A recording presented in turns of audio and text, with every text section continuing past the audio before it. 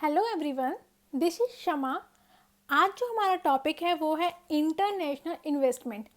International investment क्या होता है और हमें क्यों करते हैं, पहले इसका मीनिंग करते हैं। इंटरनेशनल इन्वेस्टमेंट का मतलब है, नाम से पता चल रहा है, जब आप अपने नेशन को छोड़कर बाकी किसी कंट्री के अंदर इन्वेस्टमेंट करते हो उसको इंटरनेशनल इन्वेस्टमेंट बोलते हैं। अब इंटरनेशनल इन्वेस्टमेंट क्यों करते हैं? कोई तो हमारा ऑब्जेक्टिव होगा ना कि हम अपने डोमेस्टिक कंट्री को छोड़कर किसी और कंट्री के अंदर इन्वेस्टमेंट कर रहे हैं।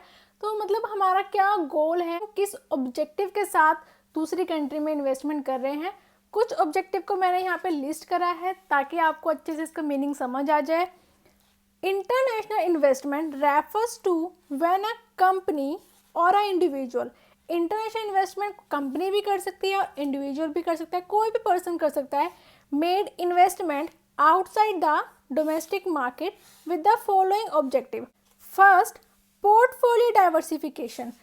अगर कोई इन्वेस्टर है उसको अपना पोर्टफोलियो डाइवर्सिफाई करना है तो वो डिफरेंट कंट्रीज के अंदर इन्वेस्टमेंट कर सकता है जिससे कि वो अपने रिस्क को भी मैनेज कर सकता है। सेकेंड, टू एक्वायर ऑनरशिप और a company in a foreign land. अगर किसी पर्सन को फॉरेन में कोई कंपनी को एक्वायर करना है या फॉरेन लैंड में उनको कोई कंपनी अपनी ऑपरेट करनी है, वहाँ पे बिजनेस खोलना है, तो उसके लिए भी पर्सन वहाँ पे इन्वेस्टमेंट करते हैं। तीसरा है जॉइंट वेंचर। कोई पर्सन या कोई कंपनी चाहता है कि वो फॉरेन की कंपनी के साथ डील करे, उनके साथ बिजनेस करे, तो वो जॉइंट वेंचर भी कर सकते हैं। कोई पर्सन अपना बिजनेस एक्सपेंड करना चाहता है वर्ल्ड वाइड, वो चाहता है कि मेरा जो प्रोडक्ट है वो पूरे वर्ल्ड में सेल हो, तो इसलिए वो अपने बिजनेस को एक्सपेंड करने के लिए फॉरेन कंट्रीज में अपने ब्रांचेस खोल लेता है या फिर वहाँ पे ही अपना ऑफिस सेटअप कर लेता है। And fifth one, to compete with the world. अगर वो चाहता है कि वो वर्ल्ड के साथ कंपटीशन में आए तो वो डिफरेंट नेशंस में अपने बिजनेस को ऑपरेट कर कर पूरे वर्ल्ड के साथ कम्पीट कर सकता है। नेक्स्ट है types and method of a international investment. International investment ना हम दो तरीके से कर सकते हैं ब्रॉडली। पहला होता है फॉरेन डायरेक्ट इन्वेस्टमेंट, जिसको हम शॉर्ट फॉर्म में FDI भी बोलते हैं। दूसरा होता है फॉरेन पोर्टफोलियो इन्वेस्टमेंट, जिसको हम शॉर्ट फॉर्म में FPI भी बोलते हैं। पहले हम पढ़ेंगे फॉरेन डायरेक्ट इन्वेस्टमेंट क्या होती है। Foreign direct investment made by entity or a individual from one country in business situated in a foreign land. मतलब कि आपने किसी और कंट्री के बिजनेस में अपना इन्वेस्टमेंट कर दिया है, उसको हम बोलते हैं कि फॉरेन डायरेक्ट इन्वेस्टमेंट कर दिया है हमने। दूसरा कि foreign direct investor establish a long lasting interest with a business entity that implies the existence of long term interest. मतलब कि जब आप फॉरेन डायरेक्ट इन्वेस्टमेंट कर रहे हो या फिर किसी और कंट्री के बिजनेस में अपना इन्वेस्टमेंट कर रहे हो, तो ऐसा तो नहीं है ना कि आपने आज इन्वेस्टमेंट करी और कल आप पैसा निकाल लोगे। फॉरेन डायरेक्ट इन्वेस्टमेंट जो हम करते हैं ना, वो लॉन्ग टर्म पर्पज से करते हैं। अगर हमने किसी कंपनी में इन्वेस्टमेंट करा है, मतलब हम लॉन्ग टर्म के पॉइंट ऑफ व्यू से उसके अंदर इन्वेस्टमेंट कर रहे हैं, हम लॉन्ग टर्म के लिए साथ उसके साथ डील करना चाहते हैं, साथ ही उस कंपनी के मैनेजमेंट को इन्फ्लुएंस करना चाहते हैं कि मतलब हम उस कंपनी के मैनेजमेंट पर भी हमारा डिग्री ऑफ कंट्रोल हो सके। इसके बाद हम पढ़ेंगे methods of foreign direct investment. ये मेथड्स पढ़ने के बाद आपको इसका मीनिंग और अच्छे से क्लियर हो जाएगा। हम फॉरेन डायरेक्ट इन्वेस्टमेंट किस किस तरीके से कर सकते हैं। फर्स्ट है होली ऑन सब्सिडरी, जिसको हम ग्रीन फील्ड प्रोजेक्ट या इन्वेस्टमेंट भी बोलते हैं। दूसरा है जॉइंट वेंचर। तीसरा है मर्जर एंड एक्विजिशन, जिसको हम ब्राउन फील्ड प्रोजेक्ट भी बोलते हैं या ब्राउन फील्ड इन्वेस्टमेंट भी बोलते हैं। होली ऑन सब्सिडरी का मतलब क्या होता है? When foreign direct investment is used to start an enterprise in a foreign from a scratch. मतलब कि आप फॉरेन कंट्री में अपना कोई बिजनेस खोलना चाहते हैं, मतलब आप स्क्रैच से स्टार्ट कर रहे हैं, वहाँ पर आप अपना ऑफिस सेटअप करना चाहते हो या न्यू ब्रांच खोलना चाहते हो या कोई आप अपने कंपनी की सब्सिडरी कंपनी खोलना चाहते हो, तो उसको हम बोलते हैं होली ऑन सब्सिडरी। मतलब जिस पर पूरा कंट्रोल सिर्फ आपका ही होगा, वो आप ही ऑपरेट करोगे, आप ही मैनेज करोगे और आपने ही उसको इन्वेस्टमेंट करी होगी। ठीक है, इसका एग्जांपल लेते हैं, जैसे कि मान लो हम किसी फॉरेन कंट्री में कोई न्यू प्लांट स्टार्ट करना चाहते हैं या वहाँ पे हम उसकी कंस्ट्रक्शन कर रहे हैं। जैसे कि कोका कोला एक मल्टीनेशनल कंपनी है जो कि बहुत सारी कंट्रीज में अपने बिजनेस को ऑपरेट करती है। वहाँ पे उसने अपना बिजनेस सेटअप करा हुआ है और अपने प्रोडक्ट्स को सेल करती है। इस कंपनी का किसी के साथ कोई टाई अप नहीं है, ना ही इसने किसी कंपनी को एक्वायर किया है और ना ही किसी और कंपनी ने इस कंपनी को एक्वायर किया हुआ है। ये अपना इंडिविजुअली बिजनेस करती है। दूसरा टाइप है हमारा जॉइंट वेंचर। जॉइंट वेंचर कब होता है? जब कोई कंपनी अपने बिजनेस को एक्सपेंड करना चाहती है किसी और फॉरेन कंट्री के बिजनेस के साथ, तो वो आपस में हाथ मिला लेते हैं कि हम दोनों साथ में मिलकर कोई बिजनेस करेंगे या हम कोई साथ में मिलकर कोई ऑब्जेक्टिव को पूरा करेंगे। किसी ऑब्जेक्ट के साथ या किसी ऑब्जेक्ट की वजह से वो दो कंपनियां साथ में मिलती हैं, उसको हम बोलते हैं जॉइंट वेंचर।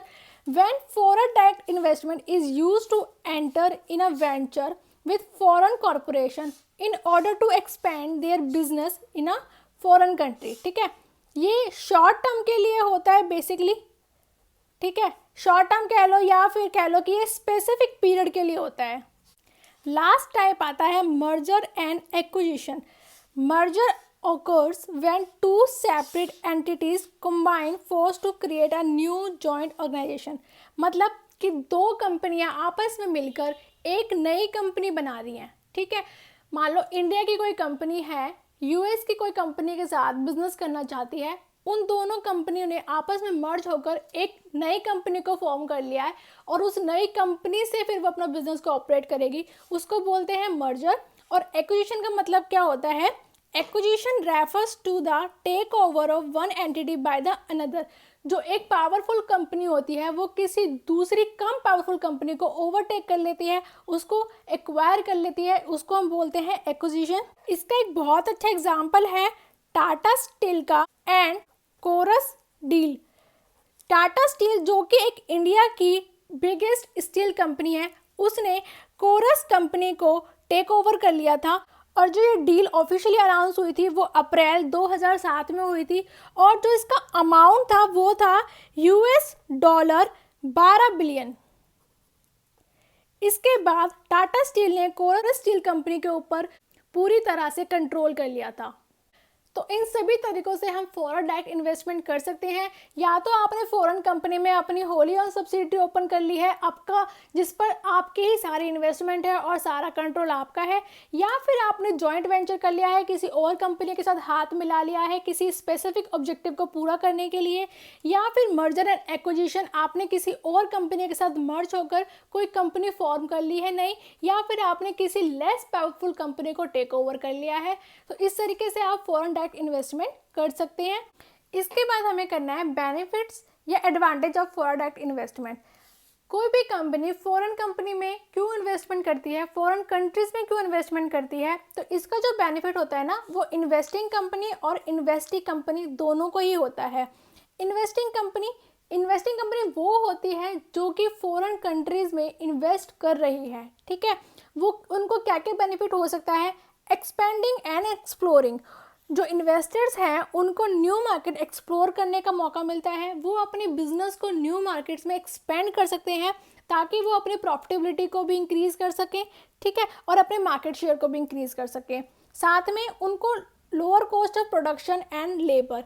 जो डेवलप्ड कंट्रीज होती है ना वो मोस्टली डेवलपिंग कंट्रीज में इन्वेस्टमेंट करना पसंद करती हैं, क्योंकि वहाँ पर उनको लोअर कॉस्ट पर लेबर भी मिल जाती है और जो उनकी कॉस्ट ऑफ प्रोडक्शन है ना वो भी बहुत कम आती है, जिसकी वजह से उनकी प्रॉफिटेबिलिटी इंक्रीज हो जाती है। थर्ड पॉइंट आता है टैक्स इंसेंटिव्स। कुछ कंट्री की जो गवर्नमेंट है वो फॉरेन डायरेक्ट इन्वेस्टमेंट को अट्रैक्ट करने के लिए उनको टैक्स इंसेंटिव्स देती हैं। कुछ इस टाइप की स्कीम्स देती हैं कि आपको जो कैपिटल गेन पे टैक्स इतना कम होगा, या फिर आपको ये वाले जो इंसेंटिव्स है ये प्रोवाइड करवाए जाएंगे। इससे क्या होता है, जो फॉरेन इन्वेस्टर्स होते हैं वो अट्रैक्ट होते हैं और वो डोमेस्टिक कंट्रीज में इन्वेस्टमेंट करने की बजाय इन फॉरेन कंट्रीज में इन्वेस्टमेंट करना पसंद करते हैं। नेक्स्ट है इन्वेस्टी कंपनी। इन्वेस्टी कंपनी कौन सी कंपनी होती है? जिन कंपनी के अंदर इन्वेस्टमेंट करी जाती है उनको क्या बेनिफिट्स होता है? To access to global technology development. जो कि डेवलप्ड कंट्रीज की कंपनियां अगर हमारी कंट्री के अंदर इन्वेस्टमेंट करती हैं तो उससे हमें क्या बेनिफिट होगा कि उनकी जो टेक्नोलॉजी है वो हमें यूज़ करने के लिए मिल जाएगी, जिससे कि क्या होगा कि हम अपने कॉम्पिटिटर से कम्पीट कर पाएंगे। ठीक है। Access to advance business practice and enterprise developed over the years, मतलब जो कंपनीज बहुत सालों से प्रैक्टिस कर करके जिन्होंने एक्सपीरियंस गेन करा है वो सारी नॉलेज हमें इजीली अवेलेबल हो जाती है और उनकी सारी गाइडेंस भी हमें इजीली अवेलेबल हो जाती है, जिससे क्या होता है कि हम अपने मैनेजमेंट को इम्प्रूव कर सकते हैं और अपना बिजनेस को बूस्ट कर सकते हैं। तीसरा है the host country. Host country क्या होती है? जब भी हम जिस कंट्री के अंदर इन्वेस्टमेंट कर रहे होते हैं ना उस कंट्री को होस्ट कंट्री कहते हैं। ठीक है। तो वहाँ पर क्या क्या बेनिफिट्स हो सकते हैं? जनरेशन ऑफ एम्प्लॉयमेंट, जब आप किसी कंट्री के अंदर इन्वेस्टमेंट कर रहे हो, वहाँ पे कोई बिजनेस सेटअप कर रहे हो तो ऑब्वियसली बात है कि वहाँ पे काम तो करवाओगे ही, और काम करवाने के लिए आपको लेबर चाहिए, जिससे क्या होगा कि वहाँ पे एम्प्लॉयमेंट जनरेट होगी। हायर कंपटीशन, कंज्यूमर बेनिफिट, जब आप किसी न्यू मार्केट के अंदर एंटर करते हो तो वहाँ पर आपका कंपटीशन इंक्रीज हो जाता है। इसका इनडायरेक्टली बेनिफिट जो होता है वो कंज्यूमर को मिलता है, क्योंकि कंपटीशन बढ़ने की वजह से वहाँ पर जो आप प्राइस होते हैं वो लो सेट करते हो। ठीक है। इसका अल्टीमेट बेनिफिट जो होता है वो कंज्यूमर को मिल जाता है।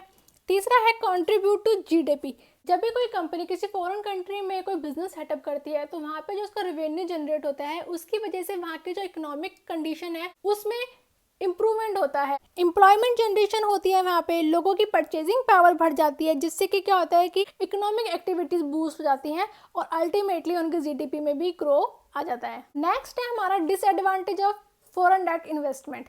जब हम फॉरेन डायरेक्ट इन्वेस्टमेंट करते हैं तो इसके साथ साथ हमें कुछ डिसएडवांटेजेस भी होते हैं जो हमें फेस करने होते हैं। पहला है uncertainty in a government policy. मान लो आपने किसी कंट्री में इन्वेस्टमेंट कर दिया और वहाँ की कोई गवर्नमेंट पॉलिसी पहले कुछ और थी और बाद में वो चेंज हो गई, तो इसका अल्टीमेट इफेक्ट आपकी कंपनी को पड़ता है, जिससे आपकी कंपनी के प्रॉफिट्स इफेक्ट हो सकते हैं। दूसरा है लॉस ऑफ डोमेस्टिक इन्वेस्टमेंट।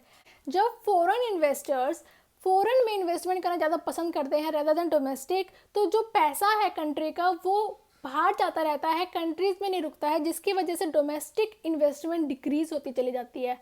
तीसरा है रिस्क ऑफ अननोन। आप किसी ऐसी कंट्री के अंदर इन्वेस्टमेंट कर रहे हैं जहाँ के कल्चर के बारे में आपको कुछ नहीं पता है कि वहाँ किस टाइप का कल्चर फॉलो करा जाता है, किस टाइप के लोग रहते हैं वहाँ पे, तो ये आपके लिए एक चैलेंज हो सकता है। फोर्थ है exploitation of resources of a host country. जब भी कोई डेवलप्ड कंट्री किसी डेवलपिंग कंट्री के अंदर इन्वेस्टमेंट करती है ना तो वो वहाँ के रिसोर्सेज को एक्सप्लॉइट करती है, वो वहाँ के नेचुरल रिसोर्सेज को अच्छी तरीके से एक्सप्लॉइट कर लेती है। वो ये नहीं सोचती है कि इसका लॉन्ग टर्म एडवर्स इफेक्ट क्या आएगा।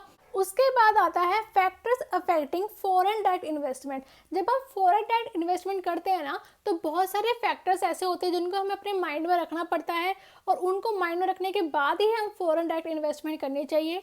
पहला है rules and regulation related to entry and support green field project. आप किसी कंट्री में इन्वेस्टमेंट करना चाहते हो तो वहाँ का जो एंट्री प्रोसेस है, क्या आपको उस कंट्री में एंट्री मिलेगी या नहीं मिलेगी। आपका जो वहाँ पे ग्रीनफील्ड प्रोजेक्ट मतलब आप कोई वहाँ पे अपनी सब्सिडरी कंपनी स्टार्ट करना चाहते हो तो क्या वहाँ पे लोग उसको प्रमोट करेंगे, एक्सेप्ट करेंगे या नहीं करेंगे। सेकंड है ट्रेड पॉलिसी, कि उस कंट्री की ट्रेड पॉलिसी क्या है, वहाँ के टैरिफ नॉन टैरिफ बैरियर्स क्या हैं। थर्ड है political and social condition of a economy. जब भी हम किसी कंट्री के अंदर इन्वेस्टमेंट करते हैं तो सबसे पहले हमें वहाँ की पॉलिटिकल कंडीशंस को देखना बहुत ज़रूरी होता है। कई बार पॉलिटिकल इशू की वजह से वहाँ की जो इकोनॉमी है वो डाउन चली जाती है, जिसकी वजह से हमारे बिजनेस को लॉस सफ़र करना पड़ता है। फोर्थ है स्ट्रक्चर ऑफ द मार्केट। हमें साथ में ये भी देखना पड़ता है कि जो मार्केट है वो किस टाइप की है, परफेक्ट कंपटीशन है या मोनोपोली कंपटीशन है या मोनोपोलिस्टिक कंपटीशन है। साथ में हम ये भी देखते हैं कि वहाँ के कॉम्पिटिटर्स कैसे हैं, क्या हम उनके साथ कॉम्पीट कर सकते हैं या फिर हमें मर्जर करना है या फिर हमें एक्विजिशन करना है, और साथ में उनकी पॉलिसीज़ क्या है, वहाँ पर वो किस तरीके की पॉलिसीज़ को फॉलो करते हैं। Last policies and benefit related to the ease business incentives investment promotion.